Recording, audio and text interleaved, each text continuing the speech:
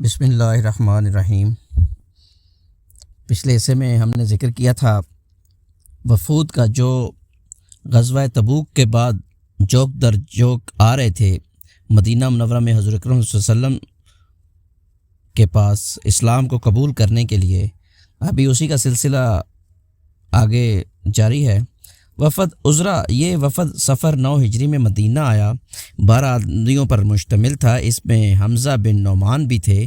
جب وفد سے پوچھا گیا کہ آپ کون لوگ ہیں تو ان کے نمائندے نے کہا کہ ہم بنو عذرا ہیں، قصی کے اخیانی بھائی، ہم نے ہی قصی کی تائید کی تھی اور خزا اور بنو بکر کو مکہ سے نکالا تھا۔ یہاں ہمارے رشتہ دار اور قرابت داریاں ہیں۔ اس پر نبی صلی اللہ علیہ وسلم نے انہیں خوش آمدید کہا اور ملک کے شام کے فتح کیے جانے کی بشارت دی۔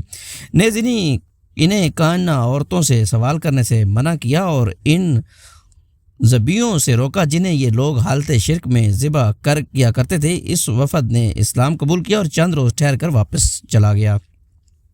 وفد بلی ربیع الاول 9 ہجری میں مدینہ آیا اور ہلکا بگوش اسلام ہو کر 3 روز قیام کیا۔ دوران قیام وفد کے رئیس ابو الزبیب نے دریافت کیا کہ کیا ضیافت میں بھی اجر ہے؟ رسول اللہ صلی اللہ علیہ وسلم نے فرمایا ہاں، کسی مالدار یا فقیر کے ساتھ جو بھی اچھا سلوک کرو گے وہ صدقہ ہے۔ اس نے پوچھا مدت ضیافت کتنی ہے؟ آپ نے فرمایا 3 دن۔ اس نے پوچھا کسی لاپتہ شخص کی گمشدہ بھیڑ بکری مل جائے تو کیا حکم ہے؟ آپ نے فرمایا وہ تمہارے لیے ہے یا تمہارے بھائی کے لیے ہے یا پھر بھیڑیے کے لیے ہے؟ اس کے بعد اس نے گمشدہ اونٹ کے متعلق سوال کیا۔ آپ نے فرمایا تمہیں اس سے کیا واسطہ، اسے چھوڑ دو یہاں تک کہ اس کا مالک اسے پا جائے۔ وفد ثقیف ایک علاقہ ہے جو طائف سے قریب ہے۔ یہ وفد رمضان المبارک 9 ہجری میں تبوک سے رسول صلی اللہ علیہ وسلم کی واپسی کے بعد آیا۔ اس قبیلے میں اسلام پھیلنے کی صورت یہ ہوئی کہ رسول صلی اللہ علیہ وسلم ذی-القعدہ 8 ہجری میں جب غزوہ طائف سے واپس ہوئے تو آپ کے مدینہ پہنچنے سے پہلے اس قبیلے کے سردار عروہ بن مسعود نے، جو کہ ثقیف کا سردار تھا، اس نے آپ کی خدمت میں حاضر ہو کر اسلام قبول کر لیا۔ پھر اپنے قبیلے میں واپس جا کر لوگوں کو اسلام کی دعوت دی۔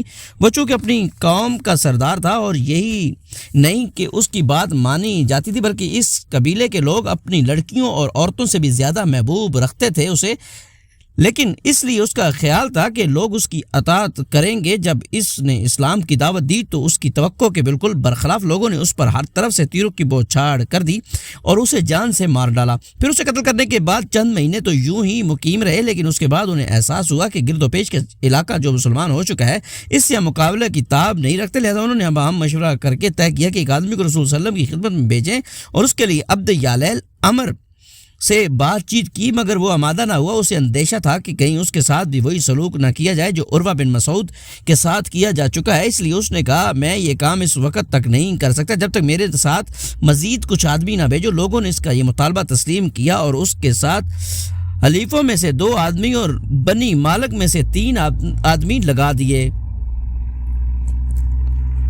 اس طرح کل 6 آدمیوں کا وفد تیار ہو گیا۔ اس وفد میں حضرت عثمان بن ابی عاص ثقفی بھی تھے جو سب سے زیادہ کم عمر تھے۔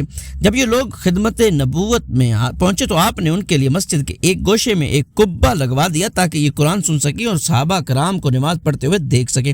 پھر یہ لوگ رسول اللہ صلی اللہ علیہ وسلم کے پاس آتے جاتے رہے اور آپ انہیں اسلام کی دعوت دیتے رہے۔ آخرکار ان کے سردار نے سوال کیا کہ آپ اپنے اور ثقیف کے درمیان ایک معاہدہ صلح لکھ دیجئے جس میں زناکاری، شراب نوشی اور سود خواری کی اجازت ہو، ان کے معبود لات کو برقرار رہنے دیا جائے، انہیں نماز سے معاف رکھا جائے اور ان کے بت خود ان کے ہاتھوں سے نہ توڑوائے جائیں۔ لیکن رسول اللہ صلی اللہ علیہ وسلم نے ان میں سے کوئی بھی بات منظور نہ کی، لہذا انہوں نے تنہائی میں مشورہ کیا مگر انہیں رسول اللہ علیہ وسلم کے سامنے سپر ڈالنے کے سوا کوئی تدبیر نظر نہ آئی۔ آخر انہوں نے یہی کیا اور اپنے آپ کو رسول اللہ علیہ وسلم کے حوالے کرتے ہوئے اسلام قبول کر لیا۔ البتہ یہ شرط لگائی کہ لات کو ڈانے کا انتظام رسول اللہ علیہ وسلم خود فرما دیں، نہ ثقیف سے اپنے ہاتھوں سے ہرگز نہ ڈائیں گے۔ آپ نے یہ شرط منظور کر لی، ایک نوشتہ لکھ دیا اور عثمان بن ابی عاص ثقفی کو ان کا امیر بنا دیا کیونکہ وہی اسلام سمجھنے اور دین و قرآن کی تعلیم حاصل کرنے میں سب سے زیادہ پیش اور حریص تھے۔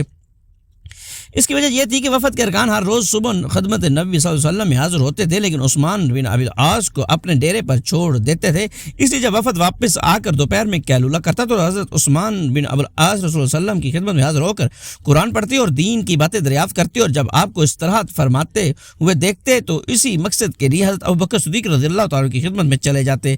حضرت عثمان بن عاص کہ گورنری بڑی بابرکت ثابت ہوئی۔ رسول اللہ صلی اللہ علیہ وسلم کی وفات کے بعد جب خلافت صدیقی میں ارتداد کی لہر چلی اور ثقیف نے بھی مرتد ہونے کا ارادہ کیا تو انہیں حضرت عثمان بن ابی العاص رضی اللہ عنہ نے مخاطب کر کے کہا، ثقیف کے لوگوں تم سب سے آخر میں اسلام لائے ہو، اس لیے سب سے پہلے مرتد نہ ہونا۔ یہ سن کر لوگ ارتداد سے رک گئے اور اسلام پر ثابت قدم رہے۔ بہرحال وفد نے اپنی قوم میں واپس جا کر اصل حقیقت چھپائے رکھی اور قوم کے سامنے لڑائی اور مار دھاڑ کا ہوا کھڑا کیا اور حزن و غم کا اظہار کرتے ہوئے بتایا کہ رسول صلی اللہ علیہ وسلم نے ان سے مطالبہ کیا کہ اسلام قبول کر لیں اور زنا، شراب اور سود چھوڑ دیں ورنہ سخت لڑائی کے لیے تیار ہو جائیں۔ یہ سن کر پہلے تو ثقیف پر نخوت جاہلیت غالب آئی اور وہ 2-3 روز تک لڑائی ہی کی بات چیت کرتے رہے، لیکن پھر اللہ نے ان کے دلوں میں رعب ڈال دیا اور انہوں نے وفد سے گزارش کی کہ وہ پھر رسول صلی اللہ علیہ وسلم کے پاس جائیں اور آپ کے مطالبات تسلیم کر لیں۔ اس مرحلے پر پہنچ کر وفد نے اصل حقیقت ظاہر کی اور جن باتوں پر مسالت ہو چکی تھی ان کا اظہار کیا۔ ثقیف نے اسی وقت اسلام قبول کر لیا۔ ادھر رسول صلی اللہ علیہ وسلم نے لات کو ڈھانے کے لیے حضرت خالد بن ولید رضی اللہ عنہ کی سرگردی میں چند صحابہ کی ایک ذرا سی نفری روانہ فرمائی۔ حضرت مغیرہ بن شعبہ نے کھڑے ہو کر گرز اٹھایا اور اپنے ساتھیوں سے کہا، واللہ میں ذرا آپ لوگوں کو ثقیف پر ہنساؤں گا۔ اس کے بعد لات پر گرز مار کر خود ہی گر پڑے اور ایڑیاں پٹکنے لگے۔ یہ بناوٹی منظر دیکھ کر اہل طائف پر ہول طاری ہو گیا، کہنے لگے اللہ مغیرہ کو ہلاک کرے، اسے دیوی نے مار ڈالے۔ اتنے میں حضرت مغیرہ اچھل کر کھڑے ہو گئے اور فرمایا اللہ تمہارا برا کرے، یہ تو پتھر اور مٹی کا تماشا ہے۔ پھر انہوں نے دروازے پر ضرب لگائی اور اسے توڑ دیا۔ اس کے بعد سب سے اونچی دیوار پر چڑھے اور اس کے ساتھ کچھ اور صحابہ بھی چڑھے، پھر اسے ڈھاتے ڈھاتے زمین کے برابر کر دیا حتیٰ کہ اس کی بنیاد بھی کھود ڈالی۔ اس کا زیور اور لباس نکال لیا۔ یہ دیکھ کر ثقیف دم بخود رہ گئے۔ حضرت خالد بن ولید رضی اللہ عنہ زیور اور لباس لے کر اپنی ٹیم کے ساتھ واپس روانہ ہوئے۔ رسول اللہ صلی اللہ علیہ وسلم نے سب کچھ اسی دن تقسیم فرما دیا اور نبی کی نصرت اور دین کے اعزاز پر اللہ کی حمد کی۔ شاہان یمن کا خط تبوک سے نبی اکرم صلی اللہ علیہ وسلم کی واپسی کے بعد شاہان حمیر یعنی حارث بن عبد القلال، نعیم بن عبد القلال اور رعین حمدان اور معافر کے سربراہ نعمان بن کیل کا خط آیا۔ نامہ برمالک بن مرہ رحاوی تھا۔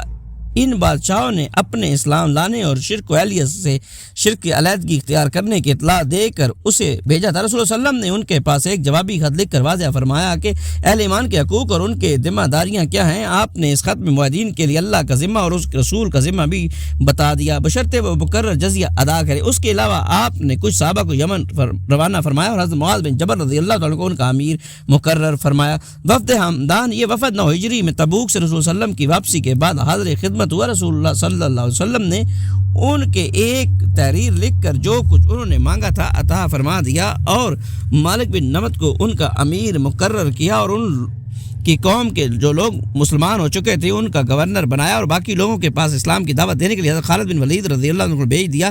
وہ 6 مہینے مقیم رہ کر دعوت دیتے رہے لیکن لوگوں نے اسلام قبول نہ کیا۔ پھر آپ نے حضرت علی رضی اللہ عنہ کو بھیجا اور حکم دیا کہ وہ خالد رضی اللہ کو واپس بھیج دیں۔ حضرت علی رضی اللہ عنہ قبیلہ حمدان کے بعد جا کر رسول صلی اللہ علیہ وسلم کا خط سنایا اور اسلام کی دعوت دی تو سب کے سب مسلمان ہو گئے۔ حضرت علی رضی اللہ عنہ رسول صلی اللہ علیہ وسلم کو ان کے حلقہ بگوش ہونے کی بشارت بھیجی۔ آپ نے خط پڑھا تو سجدے میں گر گئے، پھر سر اٹھا کر فرمایا حمدان پر سلام، حمدان پر سلام۔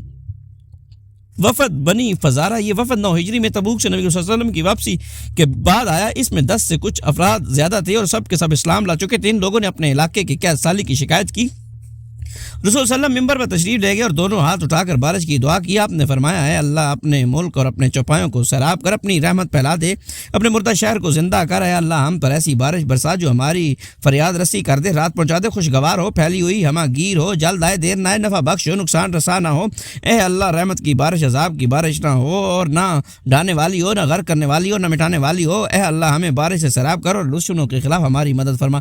وفد نجران مکہ سے یمن کی جانب 7 مرلے پر ایک بڑا علاقہ تھا جو 73 بستیوں پر مشتمل تھا۔ تیز رفتار سوار ایک دن میں پورا علاقہ طے کر سکتا تھا۔ اس علاقے میں 1 لاکھ مردان جنگی تھے جو سب کے سب عیسائی مذہب کے پیروکار تھے۔ نجران کا وفد 9 ہجری میں آیا۔ یہ 60 افراد پر مشتمل تھا۔ 24 آدمی اشراف میں سے تھے۔ میں آدمیوں کو 3 اہل نجران کی سربراہی اور سرگردگی حاصل تھی۔ ایک عاقب جس کے ذمہ امارات و حکومت کا کام تھا اور اس کا نام عبد المسیح تھا۔ دوسرا سید جو ثقافی اور سیاسی امور کا نگران تھا اور اس کا نام ایہم یا شرجیل تھا۔ تیسرا اسقف لاٹ پادری جو دینی سربراہ اور روحانی پیشوا تھا، اس کا نام ابو حارثہ بن علقمہ تھا۔ وفد نے مدینہ پہنچ کر نبی کریم صلی اللہ علیہ وسلم سے ملاقات کی، پھر آپ نے ان سے کچھ سوالات کی، انہوں نے آپ سے کچھ سوالات کی۔ اس کے بعد آپ نے انہیں اسلام کی دعوت دی اور قرآن حکیم کی آیتیں پڑھ کر سنائی، لیکن انہوں نے اسلام قبول نہ کیا اور دریافت کیا کہ آپ مسیح علیہ السلام کے بارے میں کیا کہتے ہیں۔ اس کے جواب میں رسول صلی اللہ علیہ وسلم نے اس روز توقف فرمایا یہاں تک کہ آپ پر یہ آیت نازل ہوئی، بے شک عیسیٰ علیہ السلام کی مثال اللہ کے نزدیک آدم جیسی ہے، اسے مٹی سے پیدا کیا، پھر اس سے کہا ہو جا تو وہ ہو گیا، حق تیرے رب کی طرف سے، پس شک کرنے والوں میں سے نہ ہو۔ پھر تمہارے پاس علم آ جانے کے بعد جو کوئی تم سے اس عیسیٰ علیہ السلام کے بارے میں حجت کرے تو اس سے کہہ دو کہ آؤ میں بلائیں اپنے اپنے بیٹوں کو اور اپنی اپنی عورتوں کو اور خود اپنے آپ کو، پھر مبالغہ کریں، اللہ سے گڑ گڑا کر دعا کریں، پس اللہ کی لعنت ٹھہرائیں جھوٹوں پر۔